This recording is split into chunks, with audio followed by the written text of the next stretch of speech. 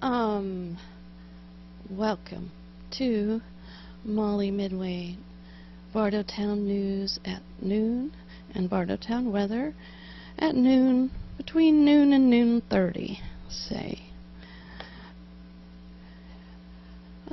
So we're broadcasting today from this particular universe, and I've been hanging out with this universe since about 6 o'clock this morning, maybe 5:30, 6 o'clock this morning, and trying to figure it out. Let's see.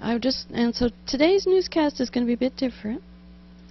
I'm going to try and discuss like some of the bottom lines of what's happening, not just with the world situation.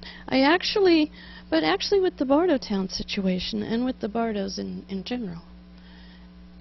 With the fact that people wake up many, many mornings throughout their life. Think how many mornings you wake up and how you feel about it. I mean, usually each morning you wake up and you seem to be densified, There you are in bed, laying there, and you're sort of like... And so then, sometimes, in my case, I usually just get up because I have to go, do this or that.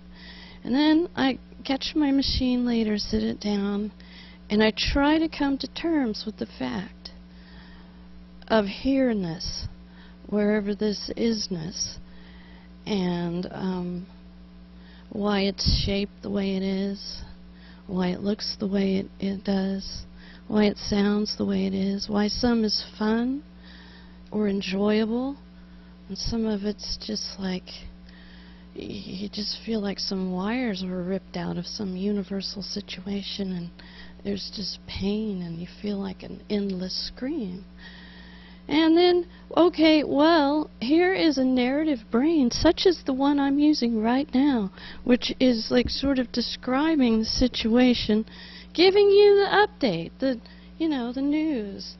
And pretty soon, usually within moments for most of us, we're completely there with that thing, the density of the organic body. And we immediately, think about important stuff. Well, usually there's a sense of dread for most adults, maybe kids too. I mean, for a lot of people on this particular planet, human beings, hominids, they wake up and the first thing they feel is dread for the whole day. Now, not everybody, but a good deal of them in some of the universes I've been visiting.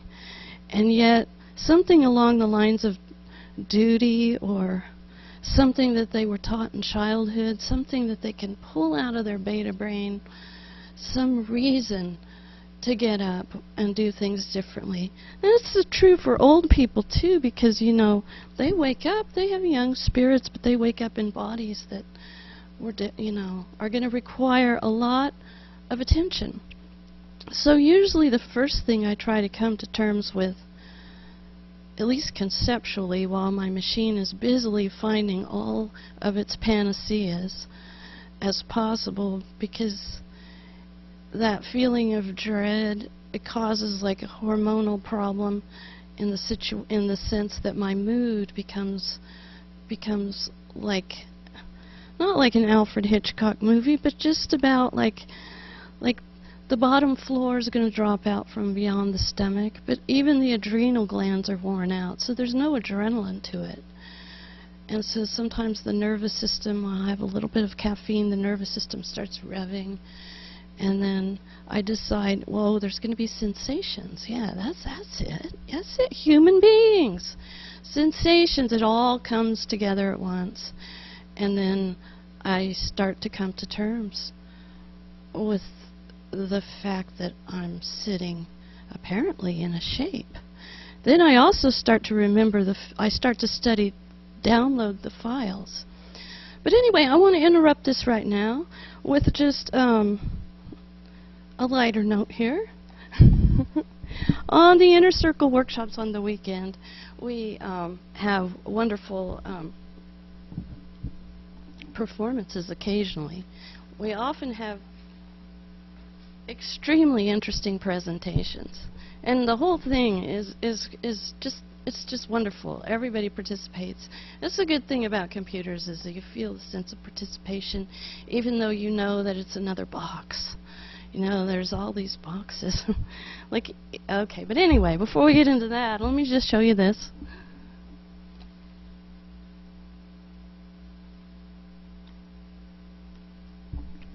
This is the Yeah Music Jam, and of course, this is getting shipped out today to some lucky person, and that is also a box or a container which contains some information on a disc, which should cause you to feel pretty good.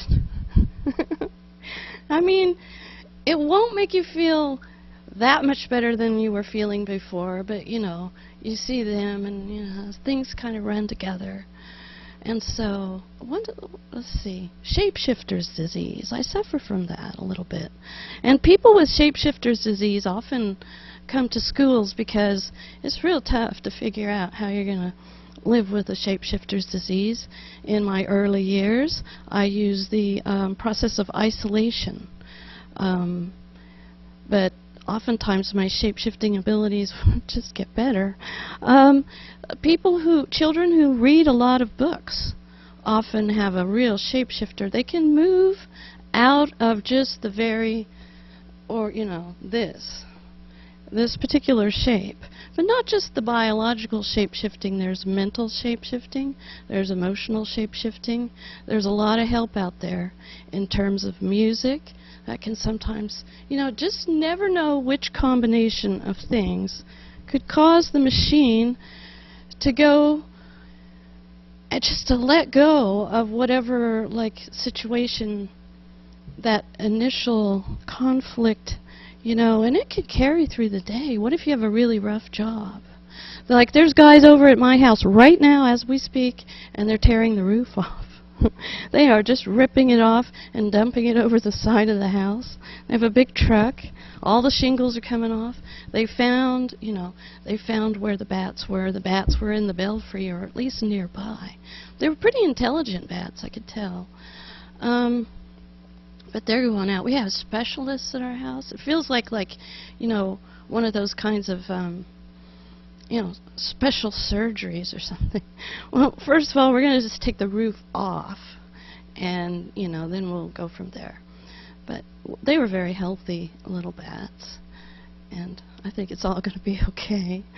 I'm just there. I'm listening to the things fall. But anyway, let me tell you the thing that happened to me today, and this is regarding the parallel universe personae, since I now have a beacon, which is a great boon to have a beacon.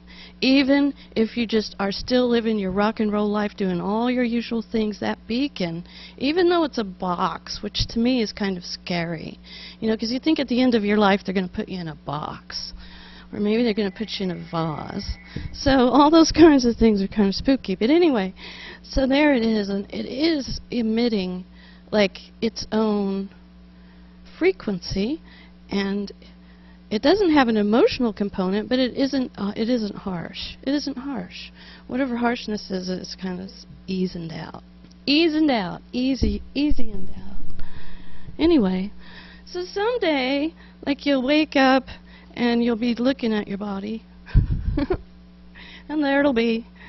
And you'll find a book like this, or maybe a red book called the American Book of the Dead, or you'll find a Quran, or you find a Bible. You'll find something that you can relate to conceptually, which will help you get in touch with your angels. The angels will actually come down and ease the transition in terms of the shape shift between life and death, which is an extreme shape shift. Extreme.